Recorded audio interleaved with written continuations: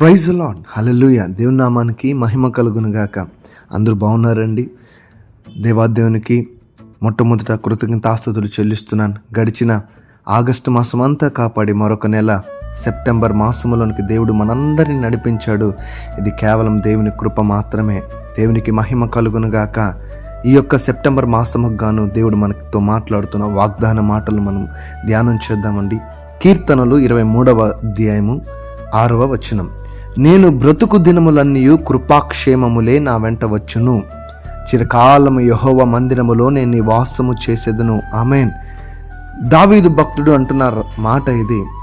నేను బ్రతుకు దినములన్నీ కృపాక్షేమములు నా వెంట వస్తాయి. ఈరోజు అనేక మంది ఆశీర్వాదాల వెనకాల పరిగెడుతూ ఉంటాం, అనేక మంది క్షేమం వెంట పరిగెడుతూ ఉంటాం. కానీ దావీదు అంటున్నాడు, నేను వాటి వెంట పరిగెత్తను, అవే నా వెంట వస్తాయి. కారణం ఏంటంటే దావీదు దేవుని వెంట పరిగెడుతున్నాడు కాబట్టి కృపాక్షేమములు అనేటివి దావీదు వెంట రావడం ప్రారంభించాయి. దావీదు యొక్క ఆశ ఒకటే, అంత పెద్ద కోట ఉన్నా కూడా చిరకాలం నేను యెహోవా మందిరంలో నివాసము చేసేదను అంటున్నాడంటే అతనికి దేవుని మీద ఎంత ప్రేమ, అతనికి దేవుని మీద ఎంత ఇష్టమో మనము దీన్ని బట్టి మనం అర్థం చేసుకోవాలి. ఎవరైతే దేవుని ఎక్కువ ప్రేమిస్తారో, ఎవరైతే దేవునితో ఉండాలని ఇష్టపడతారో, దేవుని సన్నిధిలో గడపాలని ఇష్టపడతారో వారికి దేవుని కృప క్షేమము వెంట రావడం ప్రారంభిస్తుంది. అందుకే దావీదు గురించి కొన్ని మాటలు మనం ధ్యానం చేద్దాం. మొదటి దినవృత్తాంతాల గ్రంథము 11వ అధ్యాయం 9వ వచనములో, సైన్యములకు అధిపతిగా యెహోవా అతనికి తోడై ఉండగా దావీదు ఈ ప్రకారము అంతకంతకు అధికుడగుచుండెను. ఆమేన్. దేవునికి మహిమ కలుగును గాక. దేవుడు తోడై ఉన్నాడు కాబట్టి దావీదు అంతకంతకు వర్ధిల్లుతున్నాడు, అంతకంతకు అధికుడవుచున్నాడు. ఇంకొక మాట కూడా మనం ధ్యానం చేద్దాం. 2వ సమూయేలు గ్రంథము 8వ అధ్యాయము 14వ వచనములో చివరి భాగం చదువుతున్నాను. దావీదు ఎక్కడికి పోయినను యెహోవా అతనిని కాపాడుచుండెను. ఆమేన్. ఎంత గొప్ప మాటో. ఎక్కడికి వెళ్ళినా దేవుడు కాపాడుతున్నాడు. కారణం ఏంటంటే కృపా క్షేమములు దావీదు వెంట వస్తూ ఉన్నాయి. దేవుడు కృప అనగా అర్థం ఏంటంటే అర్హత లేని వారికి అర్హతను కల్పించేదే కృప. క్షేమము.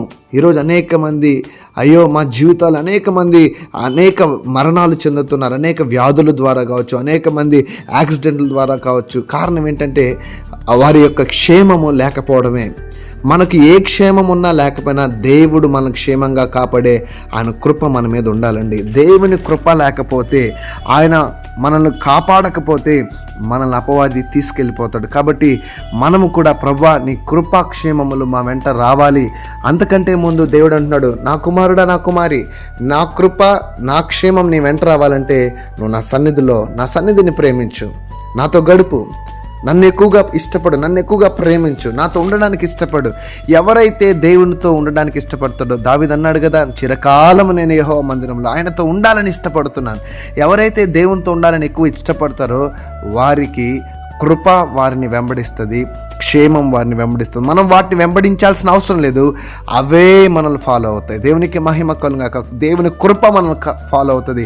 కృప ఏం చేస్తుందంటే మనం ఎక్కలేనంత ఎత్తైన కొండ మీదకి మనం ఎక్కించగలదు. మనకు ఏదైతే అసాధ్యమో దాన్ని సుసాధ్యమో కృప ద్వారా చేయగలదు. కృపకు అంత శక్తి ఉంది. దేవునికి మహిమ కలుగును గాక. ఆకాశము కంటే ఎత్తైనది ఆయన కృప, మేఘ మండలముల కంటే ఆ యొక్క ఎత్తైన ఆయన కృపను బట్టి దేవుని స్తుతించు. దేవుని వాక్యం సెలవిస్తుంది కదా, శాశ్వతమైన ప్రేమతో నిన్ను ప్రేమించుచున్నాను గనుక విడువక నీ ఎడల కృప చూపుతున్నానని దేవుని వాక్యం అంటుంది. కాబట్టి పౌలు కూడా అదే, నా కృప నీకు చాలును అంటాడు దేవుడు. కాబట్టి ఆయన కృప నీకు కావాలంటే, ఆయన క్షేమము నీకు, నీ కుటుంబానికి, నీవు చేసే వ్యాపారానికి, నీ ఉద్యోగానికి, నీ బిడ్డలకు ఉండాలి అంటే నువ్వు దేవుని సన్నిధిని ప్రేమించేటట్లు ఈ సెప్టెంబర్ మాసంలో దేవుని సన్నిధిని ఎక్కువగా ఇష్టపడు, దేవునితో ఎక్కువ గడపడానికి ఇష్టపడు, దేవునితో ఉండడానికి ఇష్టపడు, దేవుని సందులో ఎక్కువగా స్తుతించడానికి ఇష్టపడు, ఆయనతో ఎక్కువగా అంటుకట్టబడి ఉండడానికి ఇష్టపడు. అప్పుడే కృప క్షేమము నిన్ను వెంబడిస్తుంది. దేవునికి మహిమ కలుగాక. మనం ప్రార్థన చేద్దామా? ఈ విధంగా ప్రభువా దావీదుకే కాదు నాకు కూడా కృపాక్షేమాలు నా వెంట వస్తాయి, ఎందుకంటే నేను కూడా నీ సన్నిధిని ప్రేమిస్తున్నాను ప్రభుని దేవునికి చెప్దామా? ప్రార్థన చేద్దాం. మహోన్నతుడ, పరిశుద్ధ, జీవం కలిగిన దేవా, నీ ఘననామానికి స్తోత్రాలు.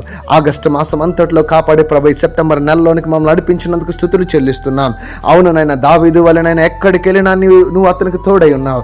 నీవు అతనికి తోడై ఉన్నావు కాబట్టి అధికుడు మిక్కిలి అయ్యా అత్యధికముగా అభివృద్ధి పొందుతూ వచ్చాడు నాయన. అయ్యా మీ కృపా క్షేమము మా వెంట వచ్చును గాక. అందుకంటే ముఖ్యంగా మా హృదయాలు ప్రభా మీకు అంటు కట్టబడే కృప మాకు దయచేయండి అయ్యా. మేము మీతో గడిపే కృప దయచేయండి. మీ సన్నిధిని ప్రేమించి మీ సన్నిధిని వెదికే కృప దయచేయమని ప్రార్థిస్తున్నాయినా. ఎంతమంది ఇబ్బందులు, ఇరుకుల్లో, కష్టాలలో ఉన్నారో యేసు నామములో వారికి ఒక విడుదల కలుగునుగాక. యేసు నామములో వారికి ఒక స్వస్థత కలుగునుగాక. యేసు నామములో వారి ఆర్థిక స్థితిగతులు మార్చబడునుగా కానీ ప్రార్థిస్తున్నాను నాయన. నువ్వు గొప్ప దేవుడు అయినందుకు వందనాలు. మీ సన్నిధి మాకు కావాలి ప్రభువా. మీ సన్నిధిలో నిత్యం సుఖములు, సంతోషం ఉన్నాయి ప్రభువా.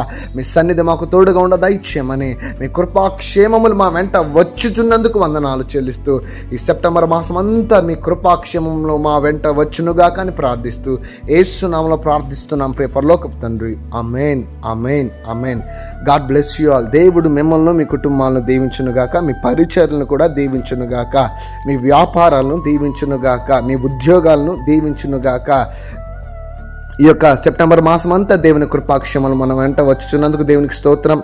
వీలైతే సబ్స్క్రైబ్ చేయండి.